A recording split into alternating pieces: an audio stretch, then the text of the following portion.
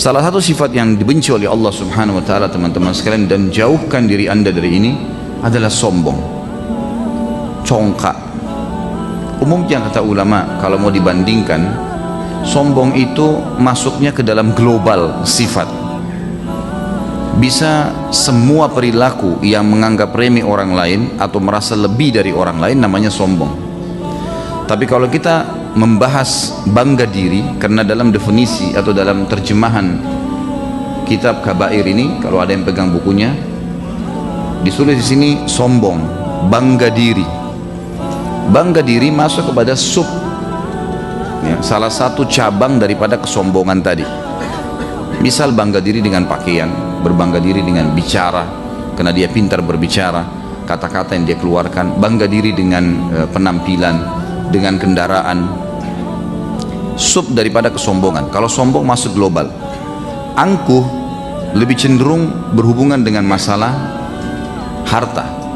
Kalau seseorang memiliki kelebihan harta, maka yang lebih banyak cenderung kepada angkuhnya. Angkuh itu sebagian ulama memberikan definisi adalah mengangkat dagu melebihi batasnya karena menganggap remeh orang. Ini saya rincikan definisi yang disebutkan oleh Imam Az-Zahabi ini, supaya kita tahu sebenarnya perbedaan dasarnya apa saja sih. Kemudian ujub. Ujub itu suka membangga-banggakan amal.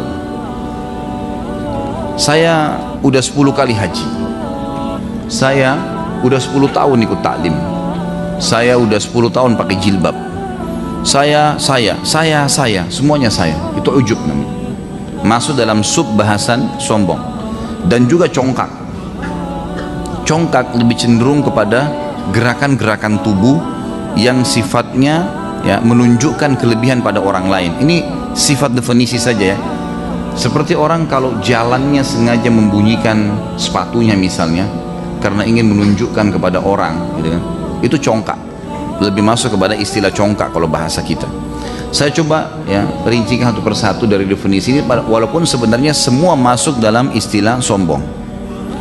Kalau kita sudah tahu teman-teman sekalian dari sekian banyak definisi ini, sombong dari sisi tutur kata, dari sisi tatapan mata, dari sisi pakaian, dari sisi kendaraan, dari sisi cacat jalan, semuanya itu masuk dalam hal dosa besar, berarti tidak ada celah ya, antum untuk berbuat itu. Nggak ada celah sama sekali. Allah Subhanahu wa ta'ala sangat murka dengan orang yang sombong. Dan kira-kira teman-teman sekalian, apa yang antum dapat dengan kesombongan? Kira-kira kalau kita jalan dengan membunyikan sepatu kita agar menunjukkan kepada orang, misal kebetulan dia pakai sepatu laras, sepatu tentara misalnya, dia bukan tentara. Kalau orang mungkin kesehariannya pakai itu, mungkin tidak terlalu berpengaruh pada jiwanya. Tapi mungkin ada seseorang di antara kita sengaja pakai sepatu laras yang dia anggap itu adalah profesi orang lain, dan itu berhubungan dengan keperkasaan misalnya, membuat akhirnya dia mengubah cara jalannya, sengaja membunyi-bunyikan sepatunya. Jadi, pertanyaannya, dapat apa dia? Apa yang dia dapatkan? Orang akan takut dengan dia? Belum tentu. Kalau memang dia ingin supaya orang lain takut, dan kalaupun orang takut, untuk apa? Bangga ke seseorang kalau orang lain takut pada dia? Apa yang mau dibanggain teman-teman sekalian? Atau orang anggap remeh kita gara-gara justru kita sombong? Untuk apa teman-teman sekalian? Apa yang kita dapat? Bukankah lebih baik kalau orang kita ramah dengan orang lain, lawannya kita datangkan ramah dengan orang sehingga orang suka bergaul dengan kita? Salim, salah satu ya, anak Abdullah bin Umar, Salim bin Abdullah bin Umar radhiyallahu rahimahullah, seorang ulama tabi'in yang masyhur. Salim ini memiliki tubuh yang sangat kekar sampai dikatakan dia menciplak tubuh kakeknya Umar bin Khattab. Waktu dia lagi haji pakai baju ihram, kelihatan tubuhnya sangat kekar sampai digambarkan lengannya berbentuk seperti batu, dadahnya berbentuk seperti batu yang keras, perutnya itu seperti batu-batu yang keras. Tapi kalau Salim rahimahullah ngomong, suaranya lembut sekali, lembut sekali. Sampai dia pernah duduk di Arafah sambil membungkukkan punggungnya supaya tidak terlalu kelihatan ketinggian tubuhnya, karena dia seperti kakeknya Umar bin Khattab. Dikatakan cirinya kalau dulu di atas kuda kakinya sampai di tanah, saking tingginya. Begitu pula dengan Salim rahimahullah. Ditanya oleh seseorang, datang kepada dia mengatakan, wahai Salim, apa yang kamu makan sampai membuat postur tubuhmu sekekar ini? Dia mengatakan, aku memakan labu yang dibuatkan menjadi sayur dan aku makannya dengan roti gandum. Hanya itu, kata orang itu, hanya itu. Tidak ada sesuatu yang istimewa yang aku lakukan. Dia merendah rahimahullah dan menyebutkan makanan yang umumnya dia makan. Ada mungkin makanan-makanan yang lain yang mewah, tapi dia tidak sebutkan. Sengaja dia tidak sebutkan agar jangan sampai membuka pintu ya, merasa lebih daripada orang lain. Kalau orang bertanya kepada anda, apa yang biasa kita makan, apa yang biasa anda makan? Kalau umumnya kita makan misalnya nasi sama tempe, nasi sama tempe. Mungkin kita pernah makan nasi atau makanan yang mewah. Tidak perlu kita pilih, sortir di file pikiran kita mana makanan yang paling mewah lalu kita sebutkan, sehingga tersirat sedikit sifat sombong. Untuk apa nih? Nggak ada manfaatnya, gitu kan? Maka makin kita merendah teman-teman sekalian, maka makin baik. Allah subhanahu wa ta'ala menitipkan pesan melalui lisan Nabi Muhammad sallallahu alaihi wasallam agar mendatangkan lawannya sombong. Sombong dimurkahi, lawannya adalah tawadhu, merendah. Kata Nabi sallallahu alaihi wasallam, man tawadha lillah rafa'ahu Allah. Siapa yang merendah karena Allah, maka Allah akan tinggikan derajatnya. Abdullah bin Mubarak rahimahullah, salah satu ulama tabi'in, terkenal orangnya lembut sekali, lembut.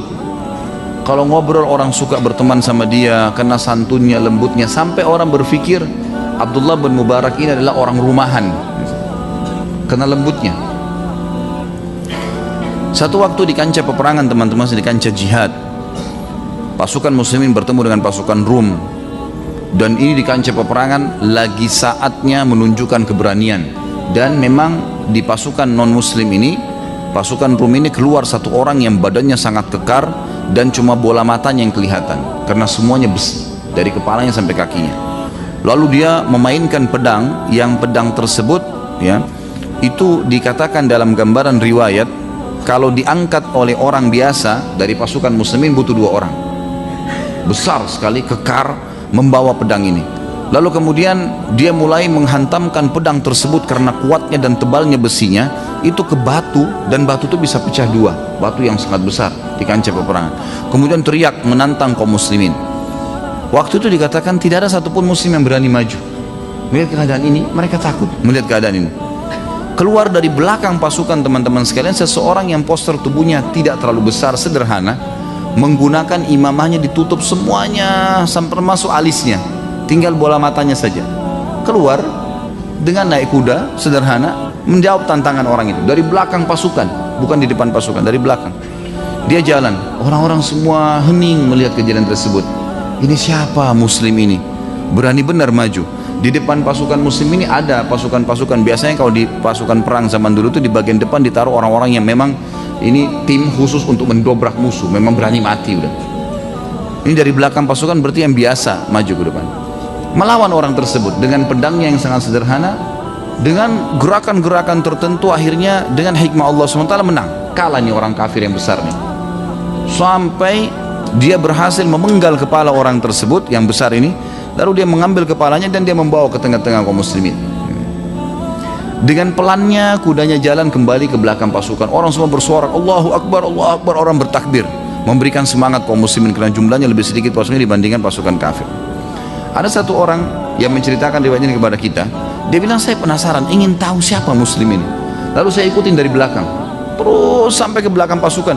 Dia sengaja ke belakang sekali, dan ada celah beberapa pohon-pohon kurma. Orang itu ke belakang pohon kurma itu, sengaja supaya nggak ketahuan gitu. Dia selip ke belakang, dia menyelipkan dirinya ke belakang. Lalu orang ini mengatakan, saya berputar dari sisi yang lain pohon kurma tersebut. Lalu kemudian sengaja saya tidak minta dia membuka cadangannya, saya menarik langsung ya apa yang menutup wajahnya. Ternyata waktu ditarik dia adalah Abdullah bin Mubarak. Abdullah bin Mubarak tadi ini ulama tabi'in yang masyhur, yang dikenal seperti anak rumahan gitu kan, yang selama dia bergaul dengan kaum muslimin sangat santun, lembut, tapi luar biasa di kancah peperangan, mengalahkan musuh yang tidak ada satupun orang muslim berani melawannya gitu.